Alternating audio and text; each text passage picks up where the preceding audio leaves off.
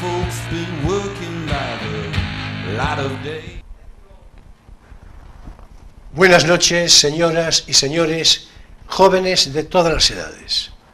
Bienvenidos todos a una nueva edición de Crisol de Cultura, el programa de la noche de los sábados en Televisión Ferrol. Saludos cordiales, como siempre, a todos cuantos nos siguen a través de Internet, con muy especial afecto a nuestros espectadores de Hispanoamérica. Bueno, y bien, hoy vamos a hablar de un asunto particularmente interesante, atractivo, singular. Ya de inmediato voy a decirlo, hoy, según ya habíamos preanunciado, vamos a hablar sobre la estupidez.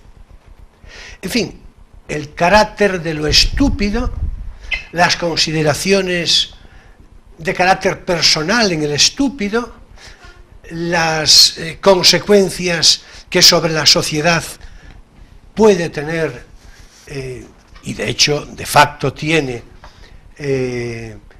la postura estúpida, en fin, y sus circunstancias alrededor. En todo caso, hay que decir, ahora lo comentaremos, pero la estupidez es acaso más fácil identificarla que definirla. Definirla ya veremos, según comentemos, según avance la conversación, pero definirla de una manera suficiente y completa ya no resulta tan fácil. Podemos usar una frase de Quevedo del todo a propósito. Con Quevedo vamos a cerrar el programa desde el punto de vista poético. Bueno, pues lo abrimos también con Quevedo. Quevedo dejó dicho que de los que parecen estúpidos, buena parte no lo son. Y sin embargo, seguramente la mitad de los que no lo parecen, sí lo son. A poco que se ahonde en esta frase, se reconocerá de inmediato que la mitad del universo roza la estupidez, más o menos, por acción o por omisión en cuanto a esa perspectiva de observación.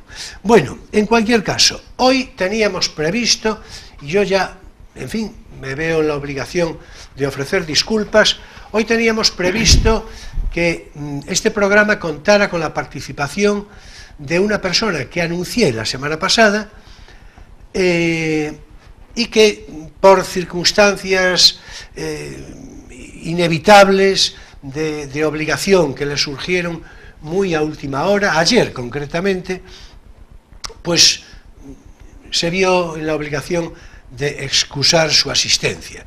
Bueno, no podrá estar esta persona, pero naturalmente nosotros, Emilio Saldaña y yo, sí nos vamos a ocupar del asunto a fondo. Y bien, un brevísimo paréntesis, ajeno, por otra parte, a la propia naturaleza del programa. Quiero decir, de lo que nos va a ocupar en conversación. Acaba de ser nombrado ministro de Cultura en el nuevo gobierno una persona que está resultando, desde el punto de vista público, muy controvertido. Maxim Huerta.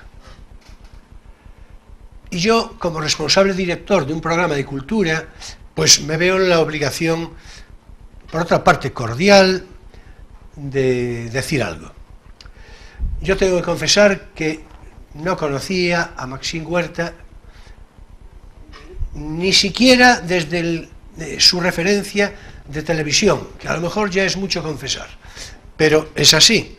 En cuanto a que publicó algunos libros, tiene publicados unos cuantos, pues no tengo yo mucho criterio desde el punto de vista literario, porque no conozco sus novelas, no sé de qué van, y lo único que tengo son, en algún caso, referencias indirectas por cierto, no muy elogiosas, pero eso es otra historia, porque ya sabemos que la literatura tiene una connotación de observación directamente vinculada a lo subjetivo. En cualquier caso, es cierto que yo creo que nos produjo a todos un cierto estado de shock. Lo hablaba hace un momento con Emilio, porque, en fin, así en principio pareciera una ocurrencia de esas entrecomilladas que de vez en cuando pues nos obsequian, ¿verdad? De todos modos, dicho esto, yo naturalmente en lo personal quiero decir que le deseo, por bien de todos, por otra parte, y por extensión de sí mismo, lo mejor. Él lo que sí tiene que hacer, el nuevo ministro de Cultura, es revalidar, sobre todo porque ha sido tan controvertido, tiene que revalidar con acierto de su gestión, con capacidad, con una exhibición inequívoca de solvencia intelectual, por su puesto de ministro. La justificación de ese puesto. Y eso es lo que yo realmente le deseo. Por otra parte, cuenta, eso sí, y ya redondeo el comentario con esto, con una cierta simpatía personal mía, porque siendo catalán, creo que también se siente español de una manera inequívoca. Eso, a mi juicio, es un indicio inteligente. Bien, dicho esto, y sin perjuicio de lo que al caso nos pueda complementar, nos puede decir Emilio, en todo caso, vayamos con Emilio. Bienvenido, Emilio, buenas noches. Hola, buenas noches. Bueno, pues ya sabes, si quieres apostillar algo respecto al nuevo ministro, adelante con los faroles. Yo no sé nada de él y te pasa como a mí, habrá más que o esperar menos. un poquito, a ver claro, por justamente. Por dónde respira. Perfecto, ese es el espíritu un poco de lo que yo mismo decía hace un momento. Desde y así, luego no es una personalidad de primera fila como otros ministros que hemos tenido, como Semprún o como César Antonio Molina. En efecto, entonces, claro, no. Comparado con esos a ver, antecedentes, la verdad, pues preocupa un poquito esta elección, pero ya veremos. Sí, a ver, celebro que digas eso, porque yo no lo quise decir, entonces ya lo dijiste tú, pero no lo quise decir para no hacer más largo el Parlamento, ¿no? Pero eso sí es cierto, es decir, la personalidad cultural de Jorge Semprún y la personalidad intelectual, poética, ensayística de César Antonio Molina, por quien yo particularmente siento una admiración importante, ¿no? Y un reconocimiento de su obra inequívoca. Y además que es paisano. Además es coruñés, claro. Y no le conozco yo personalmente, pero sí tenemos amigos comunes, en fin, que es aquello de el pañuelo y el mundo, ¿no? Y estas cosas, ¿no? Sí, bueno, vamos a ver, en este aspecto sí que no hay duda.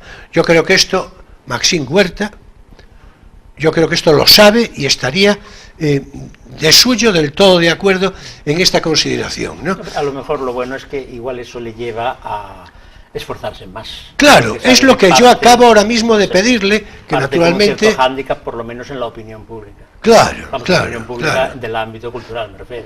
Bueno, yo tengo toda esperanza, por cerrar el comentario, yo tengo toda esperanza, pero muy en serio, de que precisamente por el reconocimiento personal a mí me ocurriría, si a mí me nombran ministro de Cultura y yo aceptara, en fin, que eso ya se vería, en todo caso, por resultar controvertido mi nombramiento, pues yo me iba a esforzar de una manera mucho más importante en todos los órdenes, desde una exigencia de responsabilidad muchísimo mayor. Bueno, pues que así sea, por el bien de la cultura, por el bien de la sociedad, por el bien de todos nosotros. Bueno, y vamos a entrar a la estupidez, que de momento no tiene que ver con lo que llevamos hablado, salvo la cita de Quevedo, ¿verdad? Vamos a ver, vamos a entrar por donde te parezca. Yo decía hace un momento que era, al principio, que era más fácil identificarla que definirla. Sí. Bueno, pues tú me dirás si te parece así. De hecho, la Biblia, que no, en fin, abunda en definiciones, sí que identifica el número de los tontos como incontable, ¿no? Claro, es en el, claro. no sé si el Eclesiastés o por ahí. Claro, dice claro. Eso de... Bueno, pues ya me estás provocando a mí la tontos. necesidad de citar, Incontable. una frase de Einstein que viene del todo a propósito y además que es un correlato y que respecto gira a lo de la alrededor Biblia, de las ¿no? dificultades de decir qué es la estupidez. En efecto. Aunque sea fácil de ver. En efecto, digamos. ya para abrir en términos de provocación, la frase de Einstein. Yo creo que esto ya nos puede, en fin, sin perjuicio de otras que vamos a abundar en ellas, pero la frase de Einstein, dijo Einstein en un momento determinado, hay dos cosas que tienen un carácter infinito: el universo y la estupidez humana. Y a continuación apostilló: y del universo no estoy todavía muy segura. Yo creo que esto es de... De hecho, al final acabo diciendo que el universo no era infinito. Claro, claro. Era ilimitado, pero finito. Claro, en cambio... Mientras que de la estupidez no llegó a tuvo decirlo. ninguna duda, no tuvo ninguna duda. Sí. No, y además yo creo que esto, en este sentido, no, en fin, no vamos a añadir, ¿verdad? Pero yo creo que esto, la estupidez, yo creo que lo que no tiene, y esto no es una cita, es un comentario, en fin, que estoy improvisando yo ahora, yo creo que la estupidez no tiene cura. Digo desde el punto de vista de la condición humana, así entendido en sentido general. Sí, antes hablábamos precisamente de una novela de Isaac Asimov. Sí, Un muy a escritor de propósito. ciencia Muy a ficción, propósito. que se llama la novela Los propios dioses. Es una novela de ciencia ficción sobre, bueno, un momento en el futuro en el que las colonias lunares, que ya son abundantes, quieren descolonizarse, quieren independizarse de la metrópolis, y entonces elaboran un plan como para desplazar el satélite respecto de su órbita, una cosa muy, muy estúpida.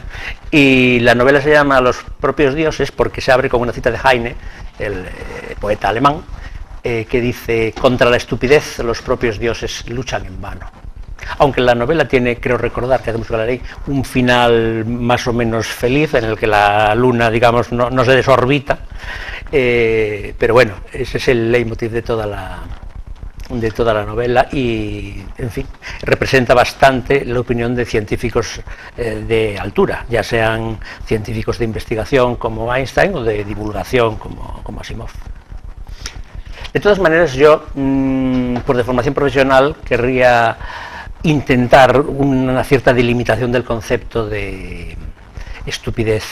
Estupidez, necedad, estulticia, estolidez, que de hecho estolidez, por ahí claro, estólido, estúpido y estupefacto tienen unas etimologías confluyentes, porque la etimología de estupidez viene del verbo stupere, que significa quedarse paralizado, por eso estupor, por eso estupefacto, y también, por cierto, pues estúpido tendría algo que ver con eso, ¿no? Como el que se queda sin saber qué hacer o qué decir o qué decidir respecto a algo, porque se queda como ¿no? Es la idea. Y de ahí cierta, bueno, relación de límite o de cercanía con estólido, que tiene en cierto modo ese sentido también, y con estulto, ¿no? Estulto, en fin, todos tienen unas etimologías. Entonces por ahí podemos empezar un poquito.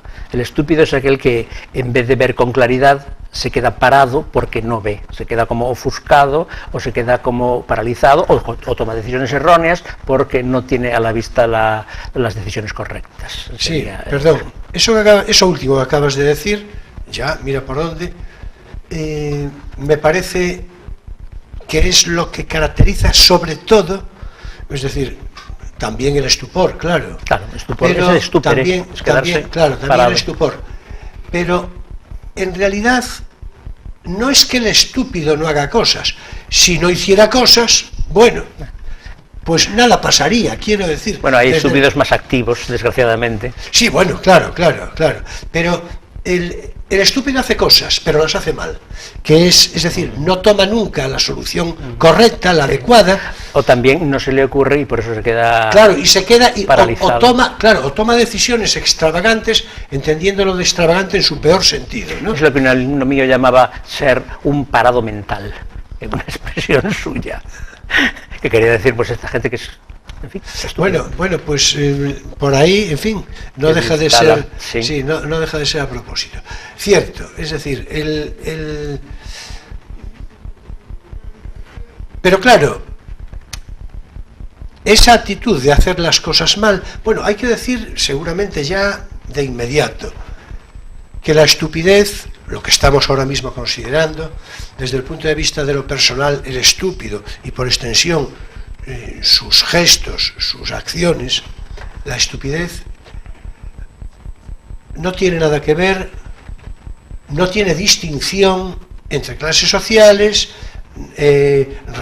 económicos, ni siquiera culturales, es decir... Sí, ni de raza, ni de credo, ni de género. En efecto, esto es muy importante, es decir, esto es muy importante subrayarlo, y a lo largo de la conversación, pues muy seguramente saldrá más o menos algún ejemplo a propósito de esto. Claro, esto es importante, porque la persona estúpida, abundando en lo que comentabas, no tiene sentido de la utilidad, en el sentido pragmático que entendemos. Por eso no puede idear bien. Pero es que las conclusiones son nefastas para todo. Es decir, claro. Entonces,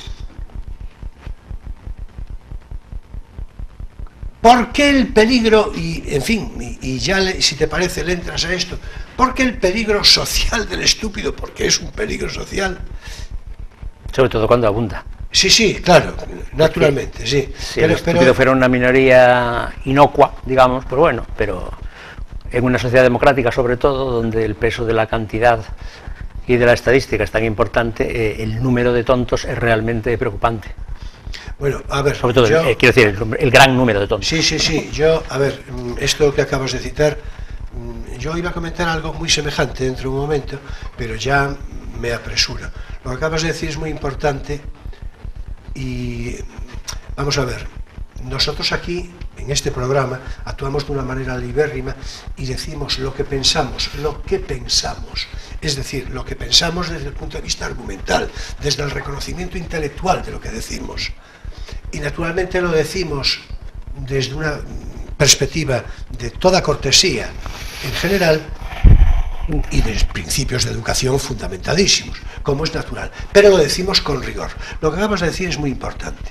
Podría decirse, más o menos, que en las sociedades democráticas, o lo que entendemos por sociedades democráticas, ¿no? Es decir, las presunciones, no vamos a entrar en eso. El número de los estúpidos actuantes podría ser mayor, o incluso la tendencia. No, yo no me refería al número de tontos actuantes, sino al peso de los tontos. Claro, también es verdad que en una sociedad jerárquica, con que haya un tonto solo, pero que mande mucho, pues puede hacer el mismo daño o más que muchos tontos que manden poco. No se trata del daño, se trata del número, que es importante. El número es importante, porque claro... No creo que haya más. Lo que quiero decir es que es peor que haya muchos tontos en una sociedad democrática que en una que no. Bueno, vamos a decir lo siguiente, y no se interprete que lo digo, porque donde digo gobierno no lo digo. Que por cierto, ese es el actual. Fundamento del proyecto ilustrado de educación universal, gratuita y obligatoria, es decir, crear una ciudadanía menos tonta, porque la ciudadanía ya no es simplemente la que obedece al déspota, sino que ha llegado el momento de atreverse a saber. Y atreverse a saber es salir precisamente de la minoría de edad, es decir, de la estupidez en la que el peso de la tradición, la superstición, etcétera, han puesto o mantienen, digamos, a la humanidad tradicionalmente. Sí, pero desde ese momento hemos hecho un largo viaje, digo, la humanidad, y a saber dónde estamos. Por no ser demasiado pesimista, también es verdad que hay filósofos de la claridad mayoritaria, es decir, filósofos que no son, pues, en fin, o sea, que no opinan que el número de tontos es tan grande y que confían en por ejemplo, Descartes, en que el sentido común es la cosa mejor repartida de este mundo, como dice al principio del discurso del método, ¿no? Incluso Platón, que es tan jerárquico y tan partidario de una meritocracia y de una aristocracia del espíritu, también él reconoce que hay un fundamento de capacidad genérica, es decir, del género humano, de razonar, que es un fundamento también de una posibilidad de una democracia, pero de una democracia de la gente educada o del pueblo educado correctamente. Si no, no puede funcionar bien, claro. Bueno, en el Menón, por ejemplo, el famoso diálogo es de donde el esclavo sabe geometría de una manera innata y eso no se da cuenta hasta que se le hace razonar, pues es en cierto modo una propuesta de fundamentación democrática. Todo el mundo puede, si se pone, razonar correctamente. Bueno, con lo cual Yo tengo la obligación de decir que salvo el estúpido. Claro. Claro, es Claro, que eso pero el subrayar eso- el buen reparto del sentido común o Claro. la capacidad de un esclavo sin instrucción de deducir un teorema matemático, ese subrayado es optimista respecto a Eso que, sí, bueno, claro. es verdad que hay tontos, pero todavía hay una esperanza de que sean menos y sobre todo menos influyentes que la gente inteligente y preparada. Bueno, voy a hacer un pequeño chiste, espero, en fin, que tenga alguna gracia, porque si no, A ver. pero, en fin, en atención a lo A que propósito dices, de Platón. iba a decir, bueno, de Platón, de Descartes también, iba a decir, bueno, a lo mejor es que no se encontraron con muchos durante su vida. Yo recuerdo una anécdota de Madariaga, de Salvador de Madariaga, que escribía en un libro de carácter memorístico, decía, hablando de la condición humana en general y de la sociedad, así, desde una perspectiva así de optimista, más o menos como la que planteas, y tú sabes que yo soy un optimista, en fin, ¿verdad? Es decir, razonable, como mínimo, ¿no? Antropológico, como dijo el otro. Antropológico, bien, pues eso.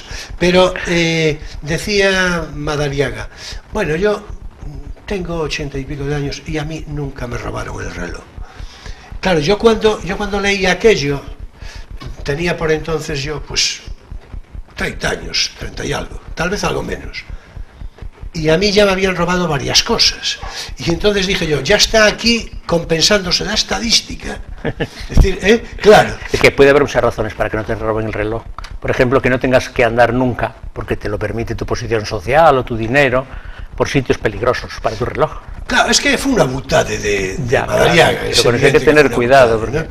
Bien, volvamos al estúpido de gente. nuestros desvelos, ¿no? Sí. Es decir, Bueno, yo he empezado por, digamos, el campo semántico de nociones comunes, de sinónimos, más o menos claro, sí. matizados del término claro. estupidez, ¿no? Claro. Primero, estolidez y estulticia, estulticia, claro. porque son próximos etimológicamente, y después, pues, por los que significan más o menos lo mismo, como tontería, necedad, es decir, bueno, estúpido, tonto, necio, que serían los...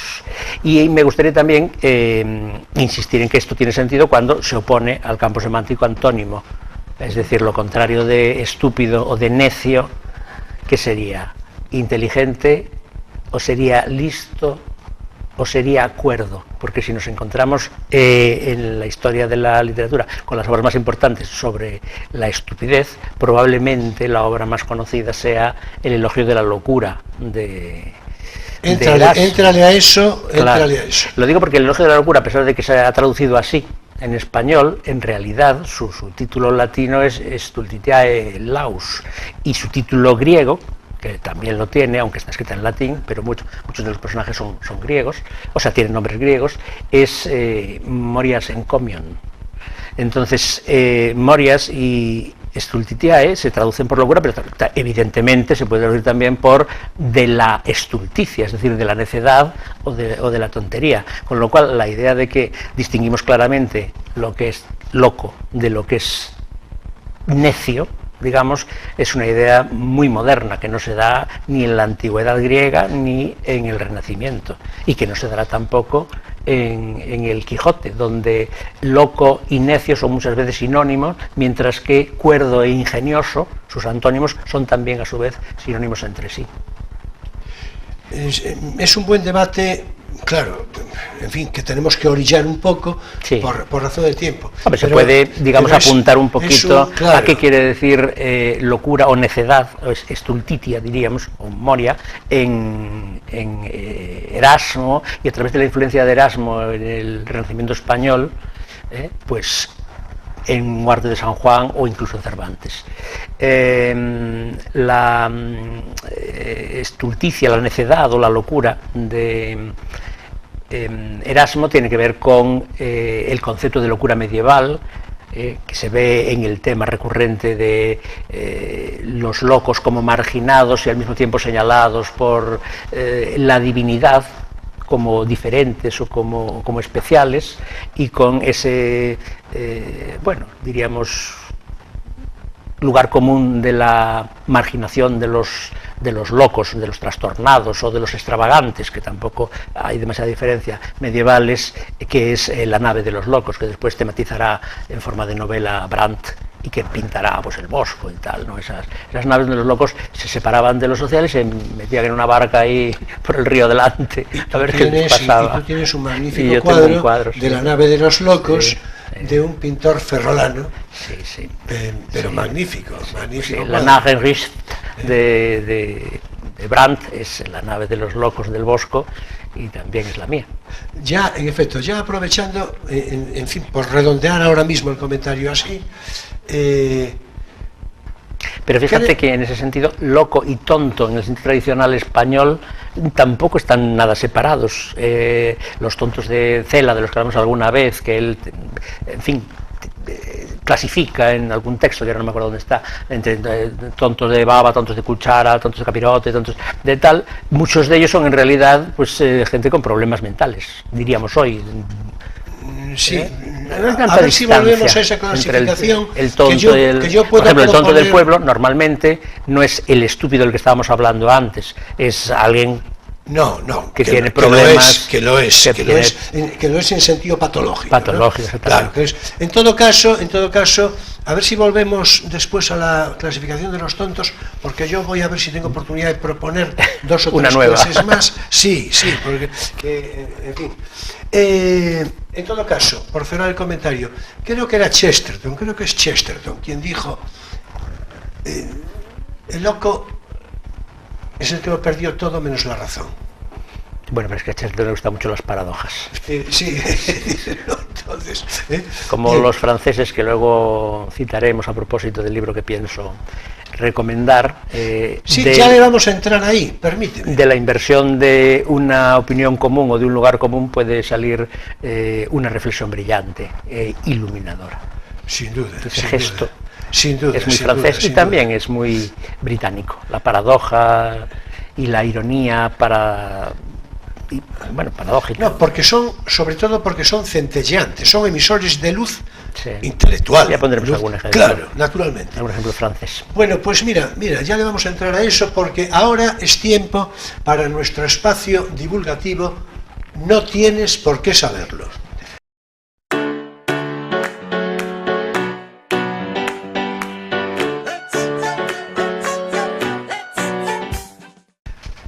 Y hoy es turno para nuestra recomendación de lectura, de tal manera que empieza ya por el tuyo. Adelante, que es, por cierto, ya lo voy diciendo yo, interesantísimo, un título interesantísimo. Es de esas lecturas que son a la vez ligeras porque son breves y profundas sin pesar, digamos, sin pesar en el doble sentido de la expresión. Yo quería relacionar el libro precisamente con el tema del ingenio, y de ahí lo de la relación del erasmismo español con Huarte de San Juan y el examen de ingenios para las ciencias, y con la influencia de Huarte y de Erasmo y del erasmismo en general en el concepto de ingenio de Cervantes, ¿no? Que califica al Quijote como de ingenioso, hidalgo, a pesar de que lo representa es como un necio o como un loco, sin embargo está caracterizado como ingenioso. En cierto modo, el Quijote pues es las dos cosas. Es un loco, un estúpido que confunde molinos con gigantes o doncellas, en fin, campestres, bueno, mozas, que se dice, con princesas encantadas y al mismo tiempo es un hidalgo ingenioso, y en ese sentido ingenioso tiene que ver con su capacidad de imaginar, con su disfrute, que luego llevará a extremos patológicos de vivencia, diríamos, casi esquizofrénica, con lo imaginario, con las obras de caballería particularmente, y el concepto de ingenio en el siglo XVI es el que lleva al concepto de ingenio en Gracián, claro.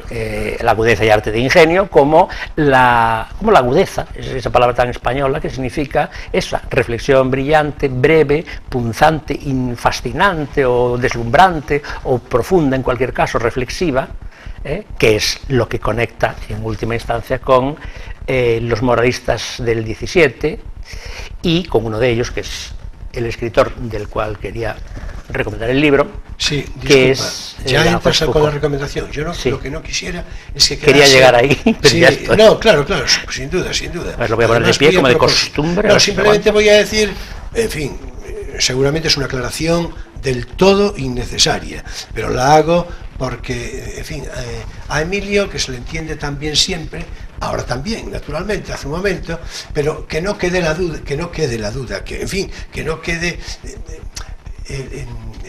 una connotación de cierto paralelismo entre el Quijote como estúpido, ¿no? Es decir, en su sentido lineal, es decir, Sí. más lineal. No, me refería a que, bueno, En estúpido, ese sentido, necio y loco claro. son términos que, Eso, por eso digo que ya se habrá entendido, claro, ¿no? que Pero, estuvieron en fin, muy claro, próximos y con claro, los que juega, por cierto, la ambigüedad de la novela. Claro, donde no es simplemente el cuerdo Alonso Quijano y el loco Quijote, es que dentro del propio Quijote hay momentos de lucidez y momentos de necedad, hay momentos de locura y momentos de realismo. Eso no ocurre en el estúpido. El estúpido moderno, Digo, diríamos, claro, eso con no el que ocurre en el empezábamos el estúpido. tema, el estúpido Claro, moderno, es simplemente claro, estúpido. En efecto. Y digo simplemente, Claro. sin todas estas complicaciones y todos estos juegos y todas estas aristas que hacen realmente una obra de arte. Claro. Bueno, vayamos Bien, adelante entonces con el libro, adelante al con- bueno de Francisco VI de la Rochefoucauld, que es, como su propio nombre indica, pues un aristócrata de alta cuna, un duque francés, descendiente de los Lusignac, que fueron reyes de Chipre y de Jerusalén, y que están en los blasones desde el siglo por lo menos 11 o 9 o por ahí.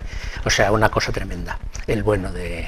Es un señor del 17 que, como todos, pues empieza como gran caballero en la nobleza turbulenta de las guerras de la Fronda, en los tiempos pues de Mazarino y después de... bueno, primero de Richelieu, después de Mazarino, y que acaba pues como cortesano, prácticamente girando alrededor de los grandes Luises franceses. Y en esta época, digamos, en fin, de vejez reflexiva y de una cierta amargura vital, es cuando básicamente escribe su libro más famoso, que es este de las máximas, que son sentencias, reflexiones de carácter a veces psicológico y otras veces casi existencial, y que están escritas en un francés espléndido y marmóreo que presagia ya en fin, las grandes cumbres del finales del 17 y 18, porque al fin y al cabo estamos en el gran siglo de Francia, en el 17. O sea, vamos a poner una nota de humor, no tiene nada que ver con ocurrencias del nuevo ministro de Cultura. Pues no sé, Digo, lo de habrá máximas, que lo de esperar. máximas. No, lo de máximas no se me había ocurrido la relación. No. Es verdad que tiene influencia de Gracián, porque Gracián es un señor que lo leen mucho, especialmente porque Madame de Sablé, que es una de las madames de alrededor de estos señores, pues era Que una... cualquier día tenemos que dedicarle a un la programa Salonier. a las madamas. Sí, pues seguramente. Era una apasionada de lo español, y entonces a Gracián pues se le traduce y se le lee mucho en el 17, y en la segunda mitad del 17 con toda seguridad lo conoció bien a través de Madame de Sablé o bien pues por otros contactos culturales el señor de la Rochefoucauld. Entonces el concepto de ingenio, de agudeza, es decir, de una especie de perla de sabiduría pero con una expresión literaria brillante, adquiere en los moralistas franceses unas características precisamente muy francesas, un cierto desdén, una cierta frialdad, una altanería típica de los grandes aristócratas de finales del antiguo régimen, que no tiene naturalmente nuestro baturro preferido. Es verdad que Gracián es más profundo y más severo, y en fin, pero la ironía que tiene a veces, y a veces la acidez que tienen los franceses, que ya están presagiando casi los libertinos del 18, pues es otra cosa. Entonces, en vez de Gracián, yo he traído a Rochefoucauld. Tiene este libro una ventaja interesante respecto a otras ediciones, porque esto está muy editado, claro, que es el prólogo de Carlos Pujol, que es una maravilla breve de presentación del personaje, porque es un personaje con la vida que tiene, con las amantes, con las guerras y con los problemas con la corte, con las, en fin, peleas con otros nobles, etcétera. Es un tipo fascinante. Ese es uno de los méritos del libro. Es que sin amantes no hay personaje. No, desde luego, y sobre todo no habría las opiniones que tiene sobre las mujeres, los amores, el fin de la vida, las virtudes, todas estas cosas que, tomadas cum grano salis, todavía nos fascinan hoy, por lo menos en el aspecto literario de su expresión y de su literariedad, y en el otro si me también, permite la palabra. Entonces hay un cierto cinismo desdeñoso, hay una cierta ironía, a veces fría y otras veces punzante, y yo no me puedo resistir a leer alguna, claro. Adelante. Hay dos que voy a citar de memoria porque no me acuerdo, no las subrayé en su momento y ahora soy incapaz de localizarlas.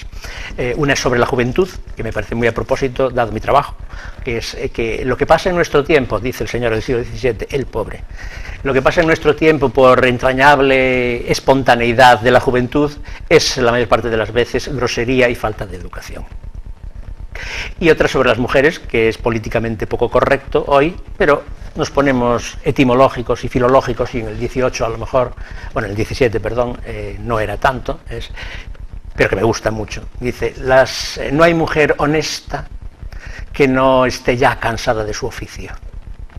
Hay que ser un francés casi libertino para decir esto, con esa altanería. Esa verdad. Bueno, eso lo dejo al albur del intérprete y de las... Desde luego él lo pensaba así y así lo dijo. Las otras las voy a leer. Una es la máxima 19. Todos tenemos fortaleza suficiente para soportar los males de los demás. Una verdad como un templo. Otra, la 269. No hay nadie tan inteligente que pueda saber todo el mal que hace. Y esto es una cosa que debería darnos que pensar a los que nos creemos un poco listos. Desde luego. Empezando por nosotros ya, ahora mismo. Sí, bueno, y porque él lo hace desde su autoconciencia de hombre ingenioso. Claro, por supuesto. De ingenioso y evidentemente inteligente. Y otra... Y espero que se advierta la ironía, la larga ironía siempre. Sí, pero la buena ironía empieza por uno mismo, es como la caridad. Por supuesto. La caridad y la maldad empiezan por uno mismo. Yo estoy seguro que los espectadores en general lo advierten, pero por si alguno está distraído porque está mirando otra cosa, en fin. Bueno, pues por cierto, esta última máxima es mía. La 347 dice, las únicas personas que nos parecen sensatas son las que opinan como nosotros. También... Además es de universal aplicación y atemporal. Y el que esté libre de pecado, que tiene la primera piedra, que es el refrán, ¿no? Bueno, el refrán no, la Biblia. Y por último la 448. A quien razona bien le cuesta menos someterse a quien razona mal que guiarlo. Claro. Lo cual explica muchas de las inercias y de las, yo diría, de los sometimientos contemporáneos. Sin duda. A quien razona bien le cuesta menos someterse a quien razona mal que guiarlo. Sin duda. Bueno, pues recomendabilísimo. Sí, como se puede ver, no es un libro para leerse entero y seguido, es un libro para leerse en sus momentos pero bueno, sobra. No, es un libro para leerse en cualquier momento, cualquier día, de cualquier mes, en fin. Y... Por cierto, no dije cuando dije que era duque de la Rochefoucauld y descendiente de los Lusignac, que entre sus más fascinantes ancestros está la sirena Melusina. La sirena Melusina, según la tradición francesa, casa con uno de los Lusignac en la Edad Media y es un hada que no sé qué día de la semana, en su intimidad, se transformaba de señora casada con el duque correspondiente en lo que realmente era, un hada que tenía medio cuerpo de pez, por eso dije antes lo de sirena, y una especie de alas así cartilaginosas, y aparece representada en muchas miniaturas medievales, y aparece en una novela que yo aprovecho para recomendar de pasada, que es El unicornio de Mujica Lainez. Sí. una novela medieval maravillosa, Una- maravillosa en el doble sentido de la palabra, porque está llena de maravillas como Calibán, como personajes sacados del teatro de Shakespeare y de las leyendas medievales, de los trovadores, etcétera. Sí. El unicornio es quizá menos conocida que Bomarzo, pero a mí me gusta igual. Mujica Lainez. Sí, sí, Mujica Lainez, El unicornio, es novela Pues en ahí, la que hay que concentrarse, sí, ¿no? casi la protagonista Pero, es Melusina, sí, el hada sí, Melusina, que sí, cuenta pero también, cosas de su también familia. recomendabilísima, sí, sin duda, sin duda. Pero ya ves tú, esa señora era, en fin, No, iba a decir yo, así un da ancestro, gusto, así da claro, gusto, sí, ¿entiendes? ¿verdad? Claro, Quien así da pudiera gusto. tener ahí un hada Bueno, entre pues a ver, sus- permíteme, voy yo con mi recomendación, desde luego, Por favor. muchísimo más veraniega, digo, por superficial, por superficial. Bueno, esto Con- te vale para tus días oscuros, Claro, y para por eso tus dije ratos yo, de evasión, cualquier para día de tus cualquier mes momentos. durante el año, Sí, desde por luego. supuesto. Bueno, esto que voy a recomendar yo es una cosa muy superficial, mucho más superficial, pero desde luego recomendabilísima para pasar un rato estupendo. Lo voy a mostrar a la cámara. El callejón del gato, retratos al vitriolo. Su autor, Jaime Cammani. Jaime Cammani era un extraordinario periodista y un poeta meritísimo, sobre todo en el ámbito de poesía satírica, un hombre de un enorme ingenio, ya que de ingenio hablamos, y yo creo que además podía decir algo que es importante para tantas cosas, y es que era un hombre valiente, que esto es importante porque naturalmente se puede permitir decir cosas y cómo decirlas y con qué oportunidad y contrariando lo que espera el interlocutor, etcétera, ¿no? Bien, en cualquier caso, vamos con el callejón del gato. Aquí lo que hay es una serie de retratos, además ahora con la rentrée política del Partido Socialista, mira por dónde nos viene muy bien, porque aquí aparecen retratados algunos personajes vinculados al Partido Socialista y otros que no tienen nada que ver. Aquí, de hecho, en la portada a la que vengo mostrando, pues aquí está Rafael Alberti, Jorge Semprún, Adolfo Suárez, Ruiz Mateos, Fernández Ordóñez, Tierno Galván, bueno, y así algún otro. Porque los retratos, ¿de qué época son? Bueno, esto es del año 91, me parece recordar, o principios del 90. Esto O sea, que de los 80, o Sí, sí. 70 y pico, 80. Claro, era aquel momento, ¿no? Entonces, bueno, pues aquí voy a citar así algunos, además de los ya citados, pues también está Rafael Sánchez Mazas, Luis Yáñez, Joaquín Ruiz Jiménez, Fernando Morán, Azorín, Jiménez Caballero, Camilo José Cela, Gerardo Diego, Rafael Alberti, César González Ruano, Rafael García Serrano, en fin. ¿Este libro le ves parecido o relación, aunque sea un poco tangencial, con Mis almuerzos con gente importante, de Pemán, el famoso libro de Pemán? Hombre, sí, seguramente más suave ¿no? Más suave. Quiero decir, eso tiene una intención un poco más... De hecho, me voy a permitir leer la introducción Humorística, que hace... Bueno, satírica, ¿no? Es decir, irónica. De hecho, él lo explica muy De todas bien. maneras, esto no son entrevistas, ¿no? Son retratos. No, son retratos, claro. Son retratos. Y entonces, vamos a ver, me voy a Me recuerda que permitir... Vázquez Montalbán tiene uno que se llama Mis almuerzos Con con gente importante. inquietante. Inquietante, sí, inquietante, en efecto. Es una especie de que parodia del parafraseó el de, sí, claro, sin duda, de Pemán. sin duda, el de Pemán, claro. Es de mejor el Pemán. título de Montalbán, la verdad. Sí. Bueno, pues vamos a ver, literariamente, sí, claro, por supuesto. Ese título, Mis almuerzos, claro que ese título no existiría sin el otro, pero bueno, Mis almuerzos con gente inquietante. Sí, cierto. Bueno, vamos a ver, voy a permitirme leer el final del prólogo que ya prefigura el contenido del libro de una manera inequívoca. Dice así: algunos personajes de los retratados, cita Cammani, pasan por el espejo cóncavo que los adelgaza y espirita, y a otros los pongo por delante, dice, del espejo convexo, que los engorda y los enzafia. y a casi todos los pasos por los dos espejos, por uno primero y por el otro después, o los sitúo entre ambos, uno por delante y el otro por detrás. Total, que hago con ellos lo que me parece, me acomoda y me divierte. Sin embargo, he de advertir que cuando narro hechos sucedidos o anécdotas, lo hago con la verdad por delante y no hay en el relato datos falsos, apócrifos ni retocados. Los retratos tal vez vayan con retoque. Bueno, es seguro que van con retoques las historias, etc.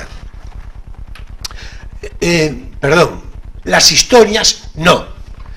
Los personajes seguramente sí. Es muy posible, añade, que estos personajes que yo he conocido y tratado salgan de aquí esperpentados, esperpenteros y esperpenticios, o al menos eso es lo que yo creo o quiero creer, pero si es así, la reclamación es al maestro Goya y al maestro Valle-Inclán. Sí, porque naturalmente el título contiene una referencia esperpéntica, clara. Manifiestamente. Hace unos meses, finaliza, algunos entusiastas vándalos celtíberos destrozaron los espejos del Callejón del Gato. Ya están repuestos. La cuna del esperpento ha quedado reparada. En la casa de las bravas las patatas pican, los espejos deforman y España sigue. Lo menos que puede hacer uno, o sea, yo, o sea, él, es ofrecer a esos espejos un recuerdo, una mirada, una mueca, un desagravio y un título. Bueno, esto yo creo que ya nos pone muy bien en situación sobre todo esto. Pero como hoy va de tontos, de estúpidos, de estupidez y todo eso, ya, en fin, por animar, me voy yo a la página 83, donde refiriéndose entonces, en su capítulo, a Luis Solana, el tonto contemporáneo, que decía, Luis Solana, que fue presidente de la Telefónica, en fin. Lo cual no es un mérito especial, francamente, teniendo en cuenta sobre todo cómo llegó allí.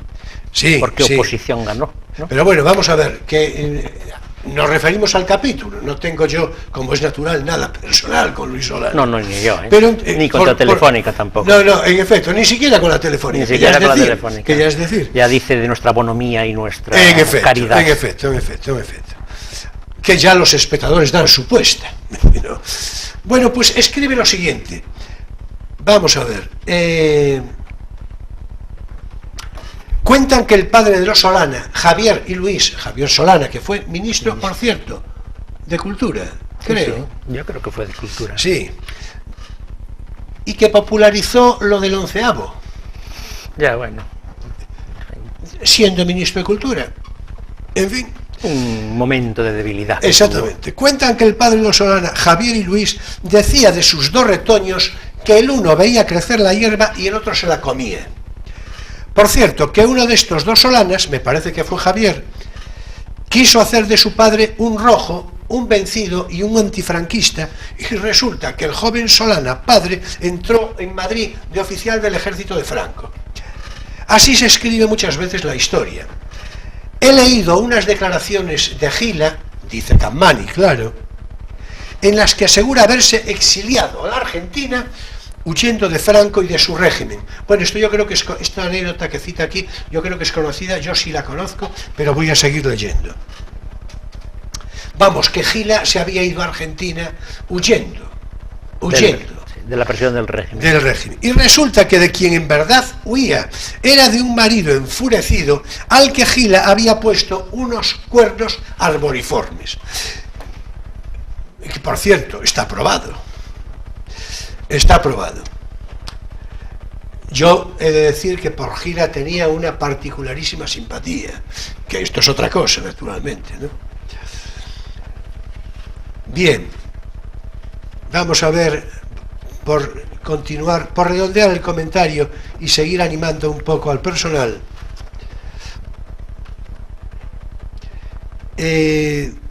Vamos a ver.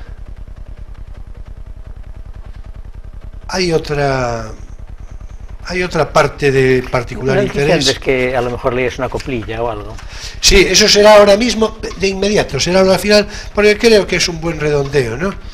Pero es que este párrafo que sigue dentro de lo de Luis Solana, yo creo que este párrafo es del todo a propósito para también entrar en nuestro debate de la estupidez. Dice lo siguiente. Dice el refrán que al tonto se le conoce pronto. No. Si lo difícil no es conocer y reconocer al tonto, sino discernir cuál es el más tonto dentro del espantable número de tontos que salen a la primera ojeada. Elegir al más tonto entre tanto tonto es como hacer un concurso entre mirlos para elegir el mirlo más negro. En fin, pues sí. Bueno, y ya por último la letrilla a la que se refería Emilio hace un momento. Es que a mí me gusta la poesía satírica.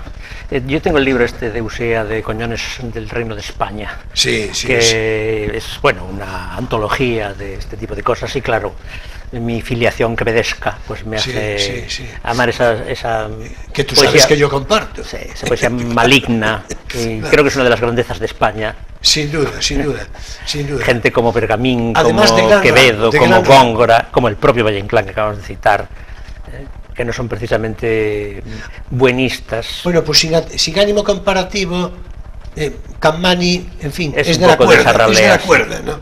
Es de la cuerda. Sí. Bueno, en este caso lo que voy a leer es una letrilla que no tiene intención satírica, aunque siempre alguna, que está de letrilla de Don Camilo, se titula, y fue un texto improvisado por Cammani con ocasión de habérsele ofrecido a Camilo José Cela la primera pluma de oro del Club de la Escritura. Dice así: saludemos la ancha estela de la bella pluma y sabia de Camilo José Cela, que es el marqués de Iria Flavia. Que todo el que nos embabia, ni ande picado de espuela, sepa que el clásico Cela ya es el marqués de Iria Flavia. Tómatela. Me recuerda aquellas coplillas también que escribía Tip. Sí, sí, pues es verdad. Que también muchas veces... Es verdad. Bueno, tiene una inspiración, pues sí, también parecida, una inspiración... También parecida. Bueno, en fin, en definitiva, no hay más que comprarse este libro, en fin, buscadlo, leedlo, por cierto, porque os va a encantar. No hemos dicho, claro, no hemos dado los datos. Este ejemplar que tengo yo es del Círculo, es una edición del Círculo, pero en realidad la edición de la que toma sus derechos, esta es de Edasa. O sea que, y la de Edasa se puede comprar perfectamente. Bien, nos estamos refiriendo a la recomendación a las de Emilio, máximas de la Sí, en cuanto a la mía, es del año 1999, creo que dije 90 antes, es de 1999. Ah, nos coge más tiempo, sí, claro, coge y editada, 80 y 90. Perdón, editada por Espasa. O sea, El Callejón del Gato, retratos al vitriolo. Pasaréis un rato divertidísimo. Que es como decir retratos al ácido, pero... Así más, es, ¿no? así es, pero así más. es, así es. Bueno, y hasta aquí por hoy nuestro espacio divulgativo. No tienes por qué saberlo.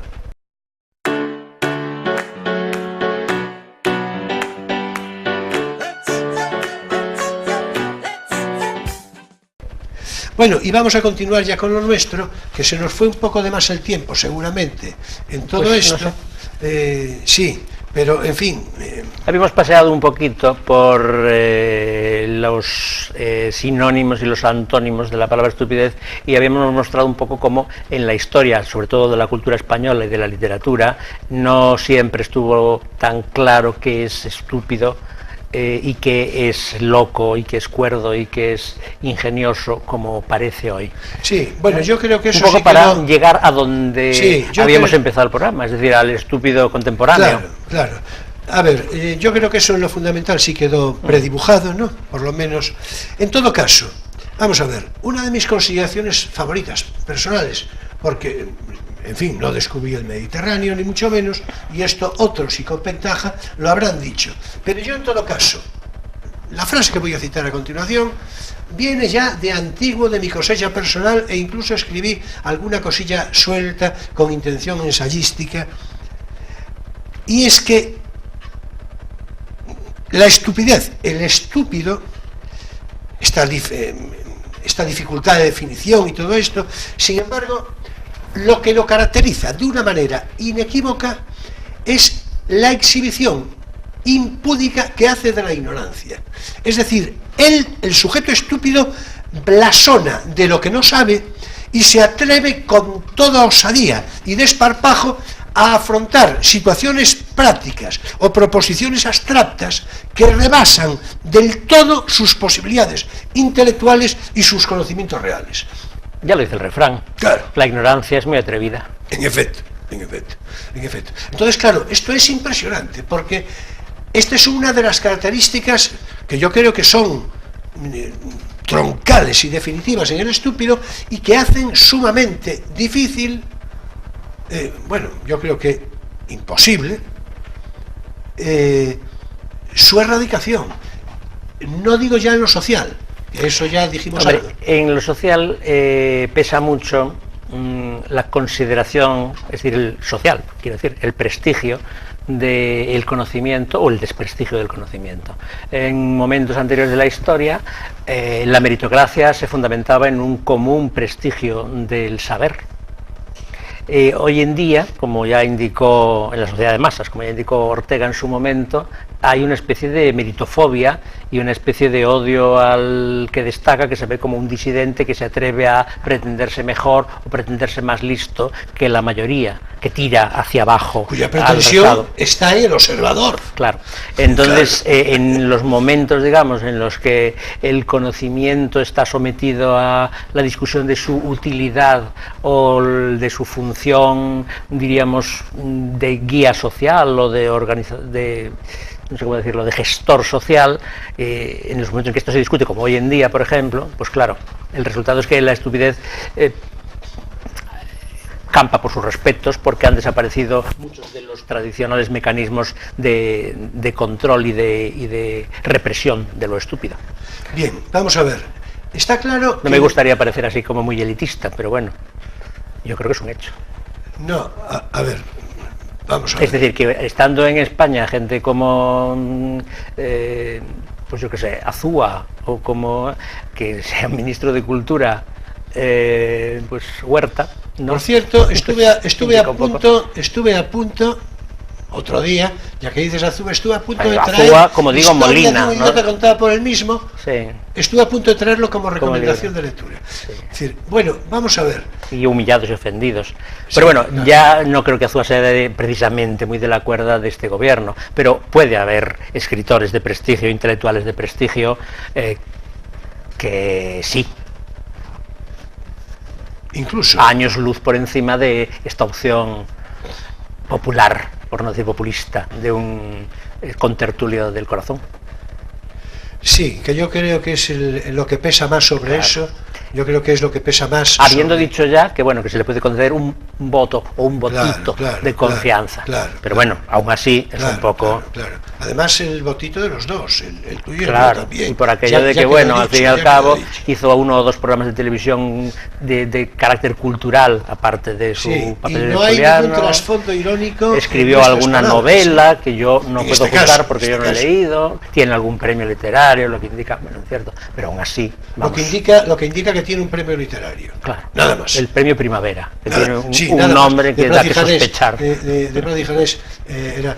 No, bueno, pero no, lo digo en el sentido de que un premio no necesariamente. Bueno, pero el premio Primavera no es el premio Nadal. Sí, no. Ni el premio Cervantes. Sí, no, por supuesto. Hay que mantener las cosas en su. Bueno, vamos a ver. Entonces, el estúpido que damos no tiene conciencia de sí mismo, quiero decir, de su estupidez, y por lo tanto no puede reaccionar. Inmediatamente conviene aclarar lo siguiente: todos, el primero yo, todos tenemos actitudes estúpidas, todos tenemos en algún momentos de estupidez. Sí. Pero claro, ahí está precisamente el auxilio fundamental del español como un lenguaje magnífico, que no es lo mismo estoy tonto que serlo. Es decir, claro, Yo con bastante frecuencia, con más de la que debiera, me digo a mí estoy tonto. Espero no tener... Espero no quedarte ahí. Claro, no, espero quedarme aquí, es que además el estúpido se queda porque no tiene conciencia. Sí, lo decíamos al principio, claro. Además, el estúpido es el que se queda paralizado. En efecto. El famoso estúpido de estúpere, ¿no? Estupefacto, allí en su tontería. Vamos a ver, es que hay una cierta paradoja, mira por dónde hablando. Es decir, ¿por qué el estúpido no reconoce su estupidez y por lo tanto resulta lesivo para la sociedad? Porque podríamos decir, casi parece que para reconocer la estupidez hace falta una inteligencia especial. Y también que la estupidez se rodea de estupidez a su vez. Es decir, se produce muy a menudo claro, que, exactamente, que el tonto habla con tontos y que los tontos hablan entre sí y al final, como nadie te lleva a la contraria, tú te quedas en tu tontería tan feliz. O en tu ignorancia. Si no tienes a alguien que te diga, no, es que estás equivocado, o no, es que eso no es así y entérate, pues te quedas ahí en esa felicidad estúpida, es decir, estupefacta y feliz en el sentido ese amniótico de mirarte el ombligo y flotar en la tontería, precisamente por esa tendencia que tenemos, bueno, como personas, ¿no?, a movernos en círculos de similares, en círculos semejantes. Claro, mira, eso viene muy a propósito, me recuerda una frase de Camus, Albert Camus, que dice, la estupidez insiste siempre. Pues sí. Bueno, aquí hay una máxima que no me acuerdo dónde anda, pero que relaciona precisamente la falta de entendimiento o el entendimiento torpe con la cabezonería. Bueno, y luego por otra parte, no quiero que se nos despiste, porque ya sabes que enseguida, en fin, en un ensayo sobre la estupidez muy aceptable, por cierto, yo lo tenía, pero no sé dónde va, en fin, a lo mejor aparece, de Carlos María Cipolla. Creo que algo te dije. Sí, algo me citaste, el otro dice. Claro, esto es muy importante, digamos, en el sentido de aportación de datos, ¿verdad?, para el debate. Es decir, la estupidez tiene la característica de que perjudica a todos. Es decir, un acto de maldad por parte del malvado, naturalmente perjudica a una gran mayoría, va a depender, pero tiene su provecho para él mismo y acaso... en fin, para los suyos, ¿no? En todo caso, para él mismo. Hay un provecho. Pero es que en el caso de la estupidez, las actitudes estúpidas no tienen beneficio para el estúpido en absoluto y naturalmente perjudican a los demás. Con lo cual, todos perjudicados. Sí, la estupidez no es una categoría moral. En efecto. Y vamos a ver, yo creo que hay una frase de Galdós, sin perjuicio de cerrar, que ya casi por ahí nos vamos, pero hay una frase de Galdós que cita en la corte de Carlos IV, en uno de los episodios nacionales, y que yo creo que nos viene muy a propósito para hacer una cierta pedagogía explicativa desde Galdós, claro. Hay que tener en cuenta que hace 125 años, números redondos, que escribió lo que sigue. La elevación de los tontos, está diciendo el elevar a cargos de responsabilidad ejecutiva. Porque como decíamos antes, cuanto menos democrática es una sociedad, cuanto más estamental, cuanto más jerárquica, más peligro hay en un tonto solo que mande mucho. En efecto, y lo contrario, que lo decíamos de principio. Y lo contrario, claro. Claro, aquí es el segundo la cantidad, supuesto. Pero en el caso de Galdós es el segundo supuesto. Porque dice, la elevación de los tontos, ruines y ordinarios, que además establece esa correlación, digamos, de características, ¿no? Es decir, tontos, ruines y ordinarios, elevados a rango de carácter social, político, económico. Dice, esa elevación de los tontos, ruines y ordinarios no es, como algunos creen, como algunos creían entonces, una cuestión peculiar de los modernos tiempos, de aquellos modernos tiempos. Bueno, ya vemos que no, porque eso es bastante atemporal, como venimos diciendo, y en todo caso hoy sirva para la reflexión del espectador. Si os parece, podéis pensar si hay algún tonto más o menos elevado pues en cualesquiera ámbito de carácter social, político, económico, cultural, deportivo, etcétera, ¿no? En fin. Dejando aparte que hay mucho de subjetivo en la caracterización del tonto, porque cada uno elegirá su lista de tontos que no tienen por qué coincidir. No, mira, dices bien y ya casi me parece un cierre estupendo, porque te dije yo no hace tanto que a ver si volvíamos a la clasificación de los tontos de Camilo José Cela. Que yo no me traje el texto, de hecho no sé muy bien dónde está aquello de los tontos. Sí, bueno, pero es eso, es tonto de capirote, tonto lava, tonto del culo... Tonto decir, de baba y tonto de cuchara, que era una diferencia sutil. En efecto. Sutil y cruel, pero claro, bueno, eso es Cela, claro. Eso es el carpeto betónico, Cela. Así es. Bueno, yo podría decir tonto el que no puede ser más tonto en un minuto, es decir, porque los hay, quiero decir, a gran velocidad, el tonto a toda velocidad, ¿no? Sí, hay muchas expresiones además populares de eres más tonto que, es tan tonto que... Claro. Y en fin, la riqueza malévola del español medio ha acuñado montones de brillantes comparaciones y metáforas. Por otra parte, no olvidemos a Calderón sobre de la Barca, tontería. Parafraseado después por Alberti, y que lo citamos hace 2 semanas, hace creo. Una semana o dos, sí. Es decir, aquello de yo era un tonto y lo que he visto me ha hecho 2 tontos, que en fin, que es otra lectura, naturalmente no del estúpido, pero en fin, de tontos va la cosa, ¿no? Bien, vamos a ver, pues lo tenemos que dejar aquí. Porque, es que esto da para mucho. Claro. Fíjate, por ejemplo, que no hemos entrado en la diferencia que hay entre... Hemos entrado en estar tonto y ser tonto, pero no entre la diferencia que hay entre parecer tonto y hacerse el tonto, que es otra interesante diferencia que establece el español, ¿no? Interesantísima.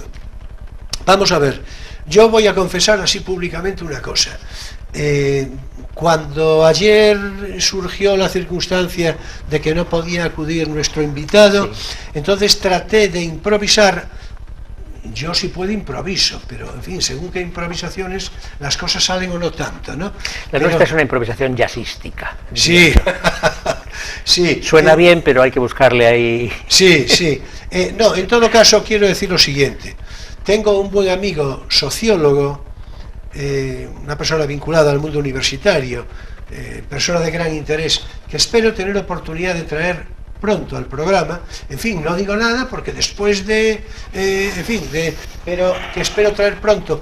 Bueno, pues le llamé por teléfono a ver si tenía oportunidad de asistir hoy mismo, porque él sería un contertulio magnífico para complementar nuestra conversación refiriéndonos al asunto que nos ocupa, a la estupidez. Lo digo en el sentido siguiente: es verdad que esto es un asunto muy atractivo, muy poco divulgado en ámbitos públicos en general y de televisión en particular,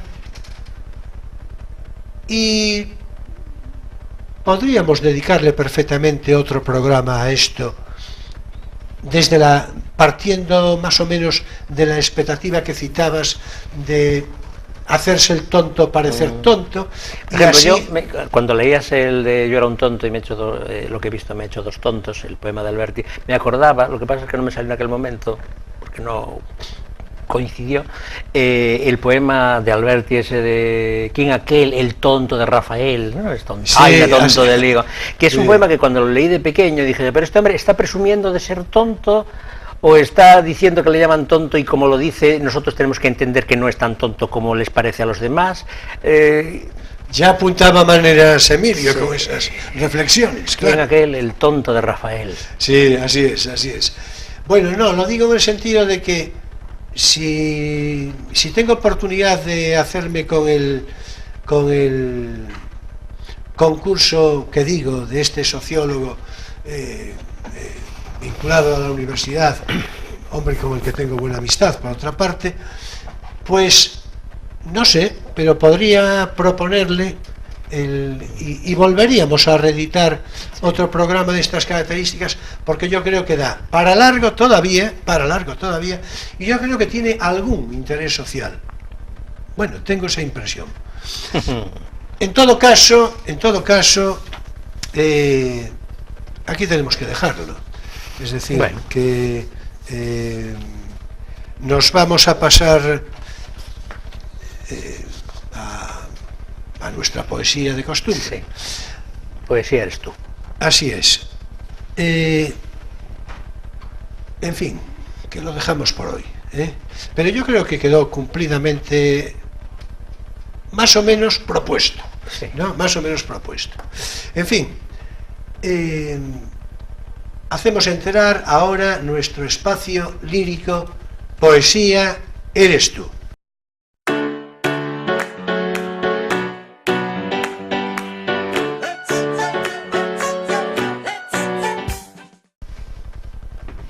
Bueno, y hoy ya dije que iba a ser Quevedo, varias veces nombrado durante esta conversación, que iba a ser Quevedo el que cerrase nuestro programa. Don Francisco de Quevedo y Villegas. Bueno, tenía otros nombres y otros apellidos, pero ya llega, ¿no? Caballero de la Torre de Juan Abad, caballero de la Orden de Santiago, en fin. No tenía tantos castillos como la Rochefoucauld, de todas maneras, ¿eh? Que tenía 5 o 6. No. Pero claro, no descendía de los reyes de Chipre y de Jerusalén. Por cierto, recuerdo ahora mismo, ya que hablamos de Cammani hace un momento, yo le tengo leído a Cammani, referirse a Quevedo, como el jodido estebado. Bueno, ¿Eh? un gongorino. Sí, jodido estebado, por supuesto eso lo decía con gran cariño, ¿eh? Ah, Es decir, no sé yo. Sí, que era, bueno, en fin, con un cariño envolvente. Sí. ¿No? Quevedo y Góngora no se tenían ese cariño, y las cosas de ese tenor que se llamaban no lo hacían desde menor cariño. No. Bueno, son bien conocidas, Sí. las poesías que se intercambiaron uno y otro, los puyazos de Quevedo a Góngora Y viceversa. y viceversa, pero yo creo que algunos de Quevedo eran incontestables, cuando le decía aquello de sota, de sotana, que no declarecía. Perdón, sí, sota. Wilde decía que no se puede hacer buena Sotana, literatura. era al revés, Sí. sotana, de sota, que no declarecía, hablando de, en fin, de su afición al juego, ¿no? Sí, Es decir, bueno, y porque eso de tenía- untaré tus versos con tocino, con gorilla, sí. no, es decir, en fin. No. Bueno, pero vamos a ver, ya entramos un poco con Quevedo, en cualquier caso, vamos a ver, me voy a referir en primer lugar a una epístola satírica precisamente, y que yo creo que Yo ya me acuerdo que iba a decir. Claro. Wilde dijo una vez que no se puede hacer buena literatura con buenos sentimientos, pero Quevedo y Góngora prueban que se puede hacer buena literatura con malos. ¿no? En efecto. en efecto. Así que no sé si Wilde tenía razón, Sí. pero desde luego Su contrario contrario es totalmente sí, cierto. Su contrario sí. Bueno, pues voy a leer no toda, en fin, la entrada, digamos, de la epístola satírica y censoria contra las costumbres presentes de los castellanos, presentes entonces, claro, escrita a don Gaspar de Guzmán, conde de Olivares, en su valimiento. Es una composición bien conocida, sobre todo en su arranque, pero yo creo que merece la pena siempre recordarla. Dice así: no he de callar por más que con el dedo, ya tocando la boca o ya la frente, silencio avises o amenaces miedo. No ha de haber un espíritu valiente, siempre se ha de sentir lo que se dice, nunca se ha de decir lo que se siente. Hoy sin miedo que libre escandalice, puede hablar el ingenio asegurado de que mayor poder le atemorice. En otros siglos pudo ser pecado, severo estudio y la verdad desnuda, y al dichoso temer el bien hablado. Pues sepa quien lo niega y quien lo duda, que es lengua la verdad de Dios severo, y la lengua de Dios nunca fue muda. Yo creo que estos versos vienen bien a propósito como aguja para navegantes, ¿no? Es decir, porque son siempre tiempos problemáticos. Ya lo vemos en Quevedo, pero los de hoy ni se diga. no he de callar por más que con el dedo. Pero es que decir la verdad siempre es arriesgado. Claro, claro. Pues en aquel momento pues él acabó exiliado en la torre de Juan Abad, allí en su señorío, separado de la corte, y hoy en día pues puedes acabar, yo qué sé, separado de un cargo, separado de una subvención. Hay muchas maneras de represaliar a los que dicen verdades incómodas. Bueno, también es cierto que también se puede optar por lo contrario, que es perfectamente explicable, humanamente explicable, desde todos los puntos de vista, pero claro, la dignidad queda más o menos tocada, porque uno se duerme con la conciencia todos los días, ¿no? En fin, entonces, pero es así, sin duda.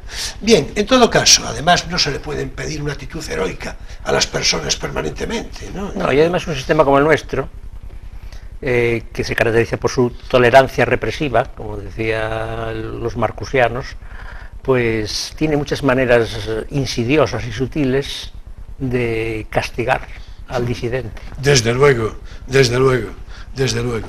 Bueno, y por cierre, vamos a ver, me voy a referir, era Perinola en tiempo de Quevedo un peón. Una peonza, ¿no? Una peonza, sí. Sí, de hecho la Perinola es el nombre de una publicación de estudios quevedianos que hay. Sí, claro. Sí, la revista La Perinola. Era una peonza que tenía 4 lados con varias letras. S, P, D, T, ¿no? S de saca, P de pon, D de deja y T de todo. Y era para jugar. Bien, ocurrió que en una ocasión, como es conocido, pues... Cuando dices jugar, quieres decir jugar dinero. Sí, sí, en efecto.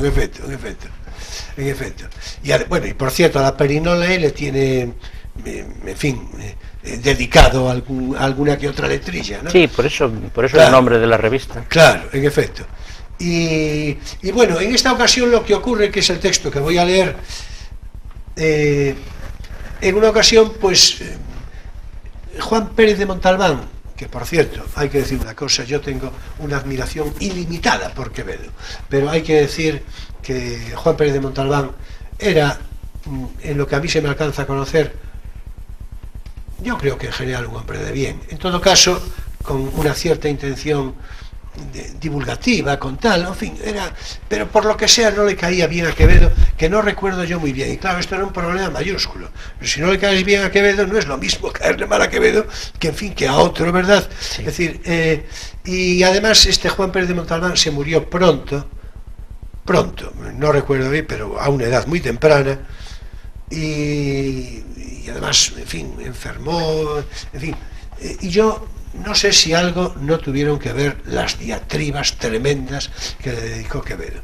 Bueno, esta es una consideración casi clínica en la que yo tal vez no deba de entrar. Pero el jugo de todo esto es que el tal Juan Pérez de Montalbán escribió lo que hoy entenderíamos, y ya entonces, por una enciclopedia. Le llamaba un libro para todos. Claro, porque tenía una intención divulgativa, para hablar un poco en la de todo. tradición de Pérez de Moya y la filosofía secreta eran efecto, como unas enciclopedias de curiosidades, claro, que contenían mitos, contenían leyendas, contenían hechos históricos, contenían bueno, partes literarias. Claro, y en efecto, tal cual. Y entonces decía, para todos sea, ¿no? En el sentido, y entonces, bueno, pues... y no le caía bien este señor a Quevedo. Claro, Quevedo seguramente se la leyó, ¿no? Y entonces...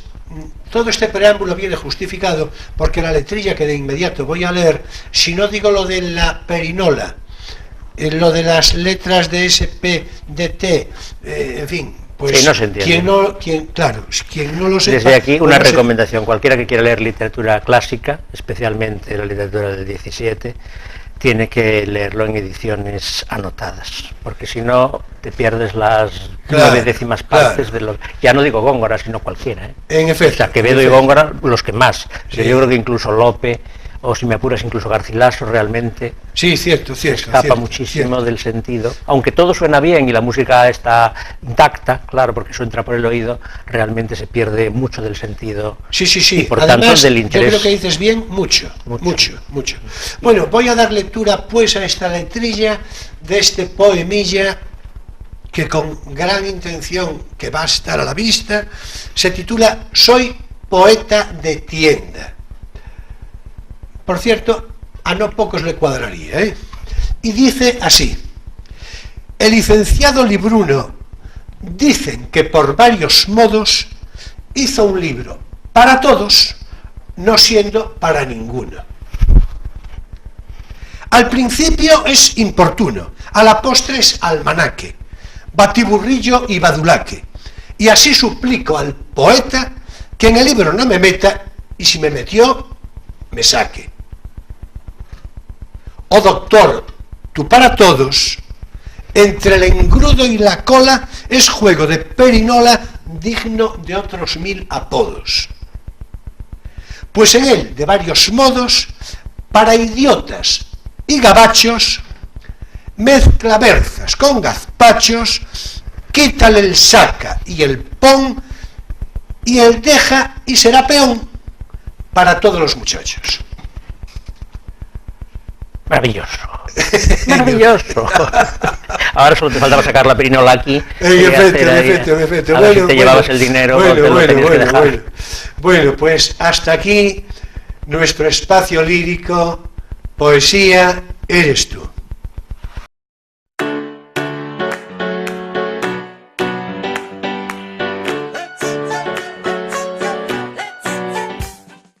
Bueno, pues naturalmente también finaliza aquí nuestro Crisol de Cultura de hoy, sábado 9 de junio de 2018, en este que ya es hoy programa 50, que lo digo por aquello del número redondo, que no por otra cosa. El medio siglo. Que no por otra cosa. Bueno, en todo caso, por otra cosa sí, porque de inmediato digo que naturalmente toda mi gratitud completa a todos ustedes, a todos vosotros, por vuestro seguimiento fidel de cada semana, y en este caso, por lo del número redondo de los 50 programas, mucho más si cabe a todos aquellos que tuvieron oportunidad de seguir, si no todos, buena parte de los mismos. Y si no los han seguido todos, están colgados en YouTube. Sí. Allí tiene uno la obligación moral de verlos. Apruebo la moción de Emilio, además con entusiasmo. Ya sabéis que pasa lista. En efecto. Bueno, en todo caso, la próxima semana nos dedicaremos a hablar de otro asunto de sumo y particular interés.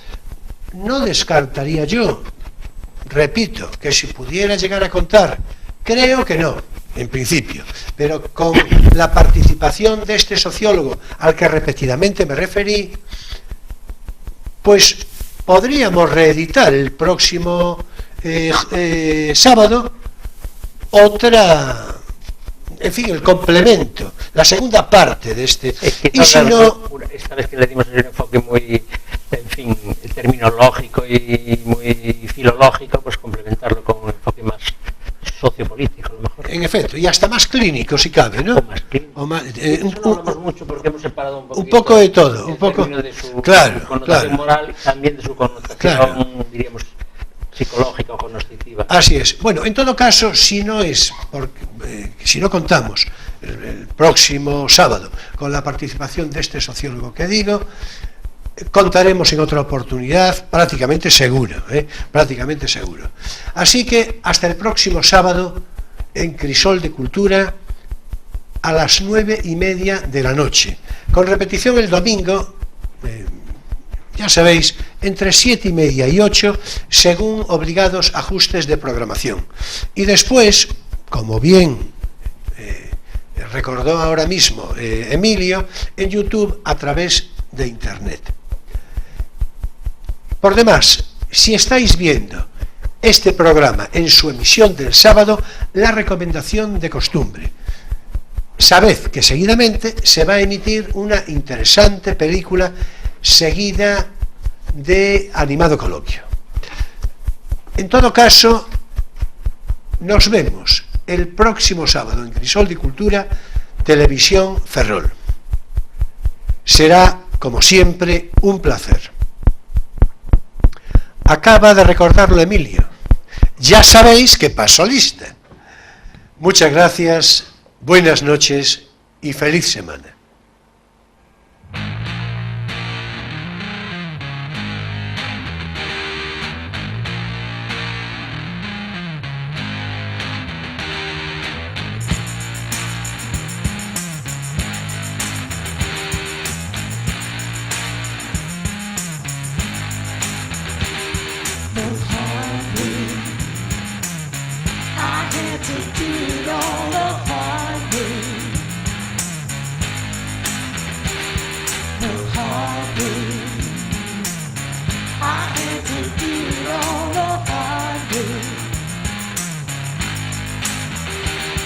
While other